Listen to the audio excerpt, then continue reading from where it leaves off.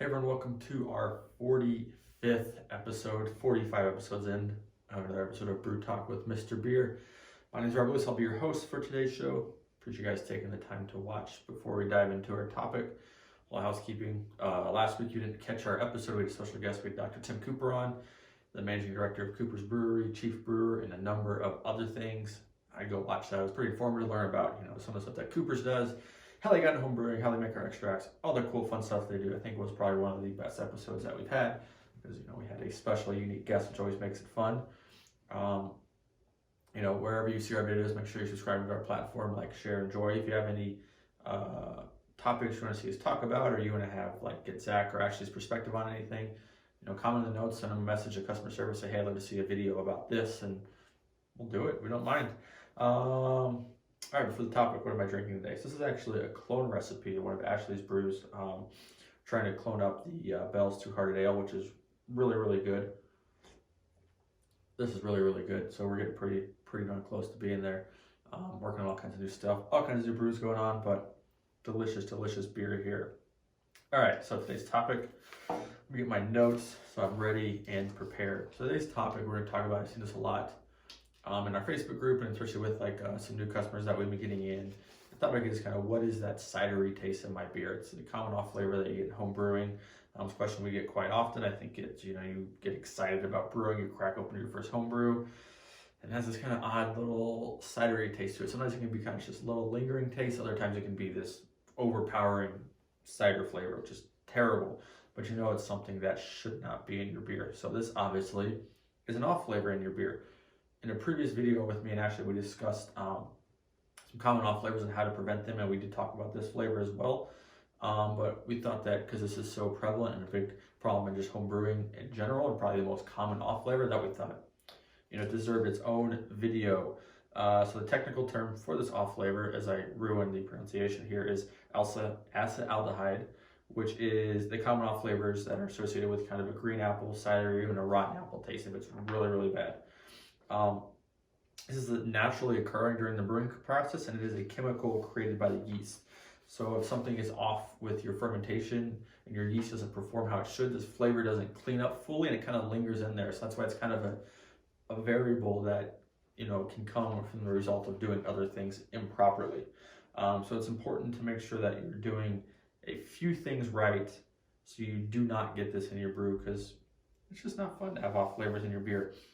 The first one would be to make sure that you have a flawless sanitation practice. This is one thing that we stress over and over again. You need to be super, super critical and just super important about sanitizing everything that may come in contact with your beer. This is something you might not use. Sanitize it. Sanitize the surface that things are going on. Wipe everything down. Make sure that it's clean, fresh. Anything that's going to touch your wort, make sure it was soaked in some type of sanitizing solution. Cannot stress that enough. Bad sanitizing practices will result in bad beer. It's just how it goes. You can't get around that one. You got to clean. You got to be sanitary when you're brewing. That's just, it is what it is. The next one that you want to make sure, I think people might overlook this stuff, is you want to make sure that you're oxygenating your wort barrel before you're pitching your yeast.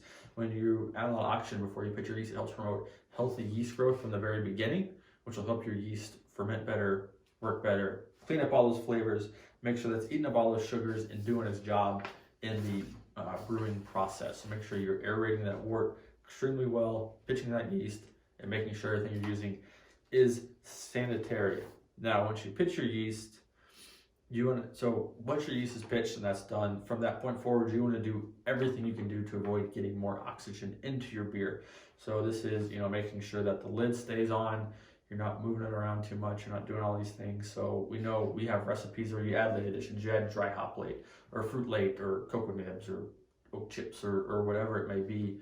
But make sure when you're doing that you're adding it, or you're having the lid off for the minimal amount of time to make sure you get everything ready. It's ready to go. It's sanitized. Take the lid off, drop it in, put the lid back on. And we don't want you to just drop it in to make a splash. You gently set it in there to make sure you don't want to disturb that layer, don't want to disturb that beer. Just want to kind of just gently drop in there like it's going to break. So be very careful about that lid on and off as quick as you possibly can.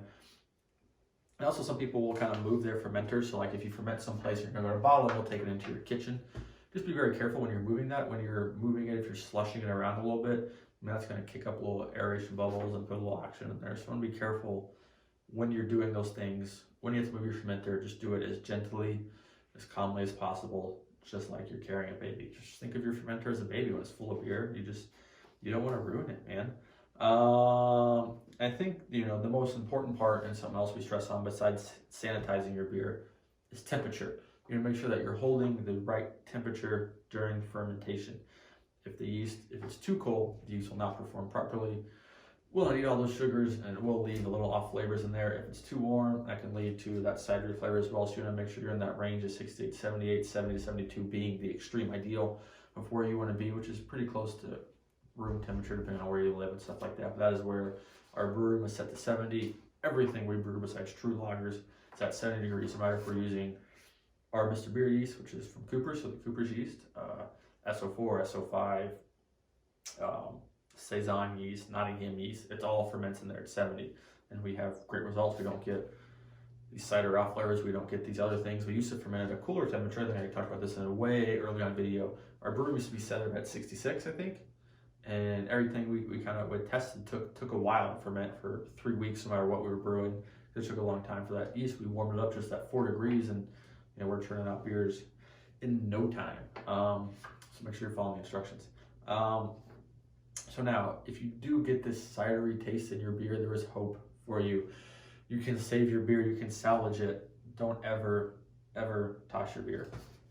So always aging helps. So conditioning will always help clean up off flavors. So if you have this cidery taste, you put your bottles in the fridge, you crack a bottle, you're like, oh man, that's just not right. Take them out of the fridge, put them back at that 70, 72 degree range. Let them sit for like 3 to 4 weeks. Just forget about them. Don't touch them. When you come back to it, try one again, and I'm pretty confident that flavor will clean off. And this could be for any off flavors you have. Conditioning can always help. We usually don't, we usually don't recommend people tossing their beer, because you never know during the conditioning process that yeast could also clean up a little more. And because you add, those extra sugars from the carbonation drop to the sugar that you're using, so it kind of re-energizes the yeast, eats up a little bit of more stuff, and it could clean off that off flavor for you. So never toss your beer, and always condition anytime you have an off flavor. It'll make the difference. If you have a cidery flavor in your beer, condition it for 4 weeks, try one again. You'll be extremely impressed with the changes that it can make. And also, just make sure you're keeping track of your notes, because sometimes if you're keeping brewing notes and brewing logs, you can see a step where you missed. Like you could have a beer that came out really well, but then 3 batches on the road, it was off, had that cidery flavor, and you realize that, this one actually fermented a little warmer than my previous ones did, or it was a little too cold, so they cleaned up properly. So there's a lot of variables that, keeping a good brew log will help you with. So that was gonna wrap it up. Short and sweet today, kind of rambling, but I think it was a good topic to discuss. It's important for us to, help people with this issue, so they learn how to clean off these off flavors and prevent this from happening, because I think that is the most, or something that can spoil your homebrewing process is you get all excited to drink your beer, and there's this off flavor, and it's no fun. So let it condition, that will go away. So that's it. We appreciate you taking time to watch. We post videos on our blog, Mr.Beer.com/blog. I'll post some notes on there as well. You can find all of our videos on YouTube, on Facebook, and on Instagram. Wherever you see the video, please like, share, or subscribe to the channel.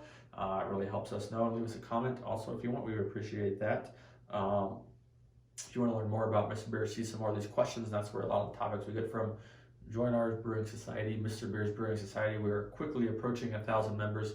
It's really exciting. We ask that you answer 3 questions, only 3, and then we'll let you in. If you don't answer them, we're not going to let you in. It's pretty simple, pretty straightforward. Follow the rules, you'll be golden. So that's going to wrap it up. We will see you guys next week. Hope you guys have a great weekend. St. Patrick's Day is next week. Make sure you're brewing some stouts. Make sure you're ready to drink some stouts, and we'll talk to you guys then. Cheers.